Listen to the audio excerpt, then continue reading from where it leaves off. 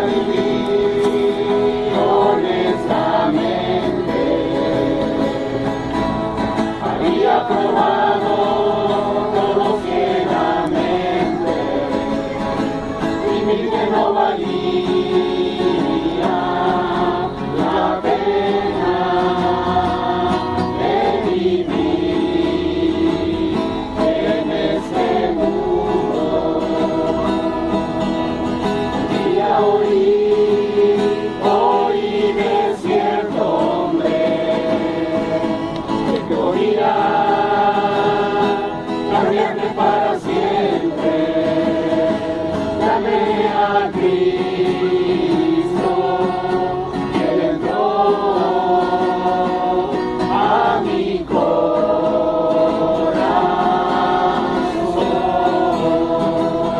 Y lo que quiero hacer es servir a Cristo, lo único que quiero hacer y lo que voy a hacer es servir a Cristo para que otros puedan conocer el poder de su amor. El reino de los cielos se parece a un mercader que busca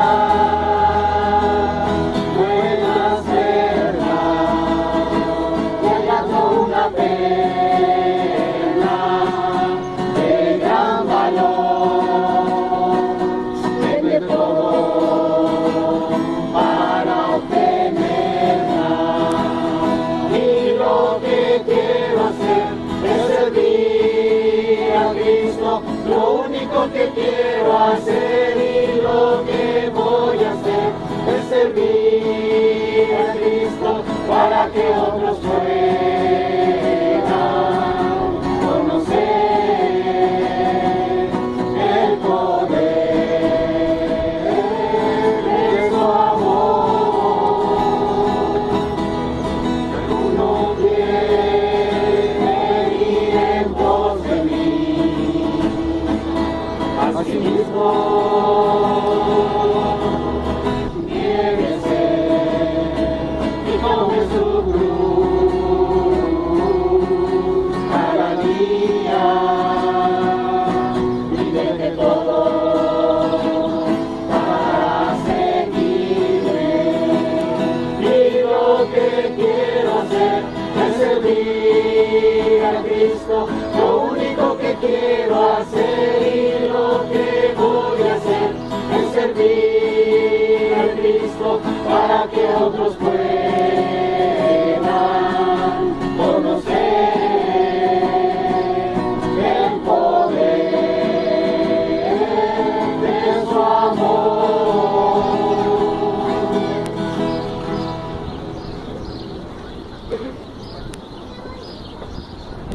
Queremos que conozcas el poder de su amor.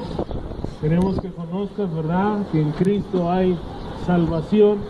Y hay un canto más, un último canto que queremos entonar antes de compartir un poquito la palabra de Dios.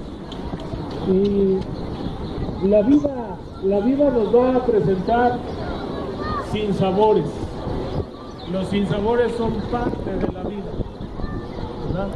Eso viene, eso llega de un momento a otro. Nosotros no lo escogemos, nosotros no lo preferimos, pero los sinsabores son parte de la vida. De un momento a otro podemos enfermar, de un momento a otro, ¿verdad?, podemos inclusive atravesar por un duelo. De un momento a otro podemos perder un trabajo, podemos llegar a una economía complicada, a escasez, a estrechez económica. Hoy podemos estar bien, mañana podemos estar enfermos. Las adversidades son parte de la vida.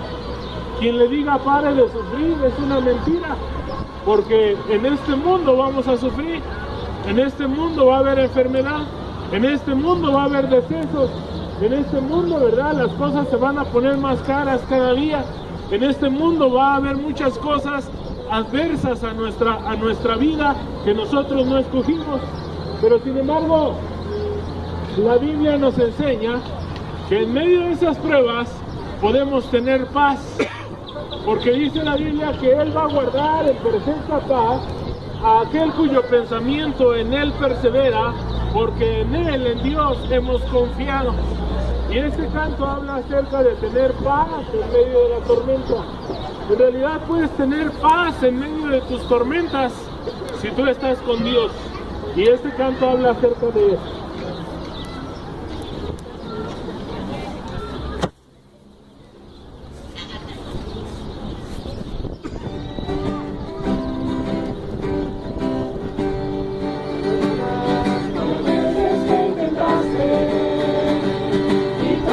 Las lágrimas que lloraste, solo ves que no hay tristeza y el futuro incierto espera. Puedes tener paz en la tormenta, puedes tener paz en la tormenta. Esperanza cuando ya no puedas seguir, aun con tu mundo hecho pedazos, el Señor guiará tus pasos. Puedes tener paz en la tormenta. Muchas veces pienso calma y mi corazón anhela algo real, y su amor viene a mí y me ayuda a vivir en paz en medio de la tormenta. Puedes tener paz en la tormenta, esperanza cuando ya no puedas seguir, aun con tu mundo hecho pedazos, el Señor guiará tus pasos. Puedes tener paz en la tormenta. Amén, puedes tener paz en la tormenta. Quiero compartir con ustedes, si me lo permiten, una porción de la Biblia, de la palabra de Dios. Está en el Evangelio según San Mateo, capítulo 16. Y solamente quiero hablar de algunos versículos en esta tarde y quiero suplicarle el favor de su atención. Dice la palabra de Dios así. Dice: viniendo Jesús a la región de Cesarea de Filipo, habla de un lugar geográfico, de un lugar donde el Señor Jesucristo fue a visitar. Preguntó a sus discípulos, él lanzó una pregunta muy importante, una pregunta que tiene trascendencia en esta vida, pero también en la vida venidera. Una pregunta que yo creo que es la pregunta que todos nosotros nos debemos de hacer. Una pregunta que nos debe de llevar a la reflexión, que nos debe de llevar al análisis, que nos debe llevar a que cada uno de nosotros veamos nuestra vida y consideremos nuestra relación con Dios, si es que existe o no existe, si es algo real o es algo que ni siquiera, ¿verdad?, está sucediendo. Entonces, el Señor Jesucristo preguntó a sus discípulos: ¿quién dicen los hombres que es el Hijo del Hombre?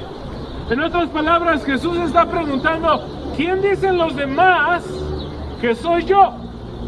¿Verdad? Dice que los discípulos respondieron lo siguiente.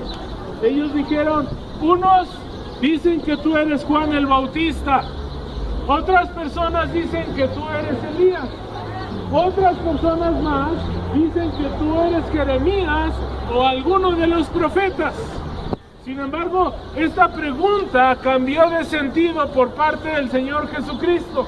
El Señor Jesucristo estaba sondeando para la gente cómo estaba en la mente y en los corazones de la gente, ¿verdad?, el concepto que tenían del Señor Jesucristo. Y entonces los discípulos comienzan a responder. Pero esta pregunta que a continuación va a hacer el Señor es una pregunta que yo hoy quiero poner en tu mente, que yo hoy quiero poner en tu corazón.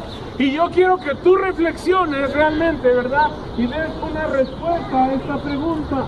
El Señor Jesucristo entonces voltea con sus discípulos y les pregunta: ¿y vosotros quién dices que soy yo? Yo quiero en esta tarde preguntarte: para ti, ¿quién es Jesús? Para ti en lo personal, en lo individual, para ti, ¿quién es Jesús? A lo mejor para ti Jesús fue un gran hombre, un gran filósofo, ¿verdad? A lo mejor para ti el Señor Jesucristo fue alguien que vino a esta tierra y que partió la historia de la humanidad en dos. Todo el mundo sabemos que hay un cronómetro antes de Jesucristo y un cronómetro, ¿verdad?, después de Jesucristo. Tal vez para ti el Señor Jesucristo es alguien que ni siquiera existe, que ni siquiera, ¿verdad?, estuvo aquí. A lo mejor tú eres escéptico y tú dices, bueno, yo ni siquiera creo en Jesucristo. Pero déjame decirte que a partir de esa pregunta se revela, se manifiesta en realidad dónde nosotros vamos a pasar la eternidad. En realidad Jesucristo para cada uno de nosotros debe ser nuestro Salvador. Dice la palabra de Dios que el que no conoció pecado, por nosotros lo hizo pecado para que nosotros fuésemos hechos justicia de Dios en él. El Señor Jesucristo murió en la cruz. El Señor Jesucristo derramó su sangre preciosa. El Señor Jesucristo portó una corona de espinas. El Señor Jesucristo recibió golpes en su rostro hasta ser desfigurado. El Señor Jesucristo recibió 40 azotes menos uno en su espalda, ¿verdad? El Señor Jesucristo fue exhibido con vergüenza ahí delante de todo el pueblo en una cruz del Calvario. El Señor Jesucristo entregó su vida. Y el Señor Jesucristo entregó su vida para otorgarte a ti, para otorgarme a mí el perdón de pecados. Porque soy un hombre pecador, porque todos hemos pecado, porque no hay justo ni aun uno. Y el Señor Jesucristo pagó en la cruz por lo que tú y yo merecíamos. Así que yo en esta tarde puedo decirte, el Señor Jesucristo es mi Salvador. Él tomó mi vida, Él la limpió, Él lavó mis pecados, Él perdonó todo lo que yo le había ofendido. Él pagó en la cruz por lo que yo había hecho en esta vida, y el Señor Jesucristo me otorgó, me dio a mí la salvación eterna. Yo estoy convencido que el día que mi corazón deje de latir, voy a pasar a la presencia de Dios. No porque sea bueno, no porque me lo haya ganado, sino porque Jesucristo es mi Salvador, porque Jesucristo es mi Señor, porque Jesucristo es mi Dios, porque Jesucristo es mi Padre, porque Jesucristo es el que lo ha prometido. Jesucristo no es alguien que debe ser personal. Jesucristo no es alguien que está allá en el cielo o que vivió hace 2000 años y nada más. Jesucristo quiere ser el guía de tu vida. Jesucristo quiere ser tu consejero. Jesucristo quiere ser tu pastor. Jesucristo quiere ser aquel que satisface tus necesidades profundas y reales en tu vida. Y Jesucristo quiere y puede ser aquel que perdona tus pecados. Así que esta pregunta es muy importante y yo quiero que tú reflexiones, para ti, ¿quién es Jesús? Para ti, ¿quién es Jesús? A lo mejor únicamente es una persona de la historia, a lo mejor para ti Jesús es únicamente alguien que está en la iglesia, que está ahí en un retablo, que está ahí en un crucifijo, a lo mejor para ti Jesús es alguien que traes en la cartera, en una estampa, pero nada tiene que ver en tu vida. Déjame decirte que Jesús quiere ir más allá. Dice la Biblia que Él vino a buscar y a salvar lo que se había perdido.